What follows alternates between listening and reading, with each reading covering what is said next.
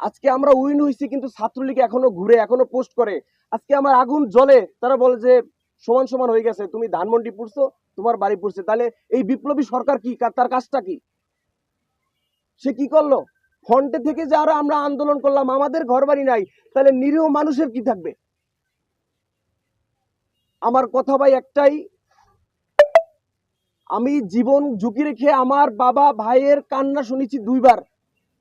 যখন বরিশাল বিশ্ববিদ্যালয়ের সামনে থেকে আন্দোলন করে পালাইছিলাম 16 জুলাই থেকে 5 আগস্ট পর্যন্ত, তখন তার আমাকে নিয়ে ভয় ছিল আমাকে কখন যেন মেরে ফেলে।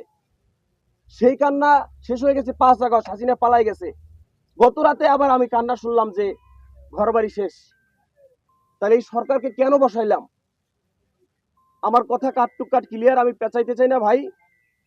আমি দেশের মানুষের নিরাপত্তা চাই, আমার নিরাপত্তা চাই। আমার কাছে মনে হয় এই সরকার, মানুষও বলে এই সরকারের প্রতি মানুষের আস্থা হারাই যাইতেছে। সুতরাং আমি 7 দিন টাইম, আমার ঘর পূর্ণভাবে গঠন করতে হবে। ঘরের ভিতরে ইম্পর্টেন্ট কাগজ, আমার বাবা একটা শিক্ষা প্রতিষ্ঠান প্রধান, তার এই মাস চাকরি আছে শুধু তার বয়সের। আমি আজকে লজ্জিত, আমি দেশের জন্য কথা বলেছি, আমার কাছে আজকে লজ্জা লাগে।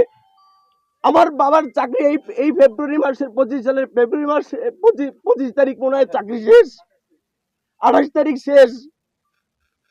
আজকে আমার জন্য ঘর পোড়া হয়েছে। নিজে লজ্জিত, আমি কি করেছি?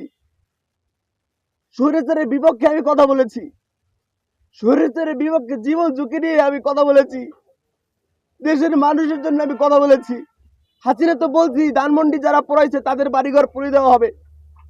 তো ঠিক ধানমন্ডি পুরাইয়া দেওয়ার ভাঙার প্রতিশোধ কাফির বাড়ি প্রথম হয়েছে, কাফির বাড়ি প্রথম জানানো হয়েছে। আজকে বাবার সন্তান হয়ে নিজের কাছে লজ্জা বোধ হয় যে আমার বাবা এত বছর চাকরি করছে, চাকরির শেষ মাসে এসে তার বাড়িটা নাই। আমি কি মাল, এটা আমি 7 দিন পর দেখাবো। দেশের মানুষ, দেশের বিপ্লবী ছাত্র জনতা আমার সাথে আছে। আমি 7 দিনের মাথায় রাজপথে দাঁড়াবো, বিপ্লবী ছাত্র জনতাকে নিয়ে দরকার হয় আমি বিপ্লবী সরকারের ডাক দিব। এই সরকারের উপর 60% মানুষ আস্থা হারাই ফেলছে। কি উচিত ছিল? আমরা যারা ফ্রন্টে আন্দোলন করেছি তাদের প্রোটেকশন দেওয়া দরকার ছিল এই সরকারের।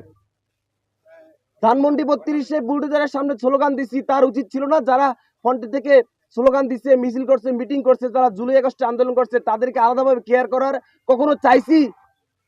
জুলাই আগস্ট আন্দোলন করে কখনো উপদেষ্টা হতে চাইছি? দেখাতে পারবেন? কিছু চাইছি? টাকা চাইছি, পয়সা চাইছি, দেশের মানুষের নিরাপত্তা চাইছি, নিজের নিরাপত্তা চাইছি। সেখানে এখন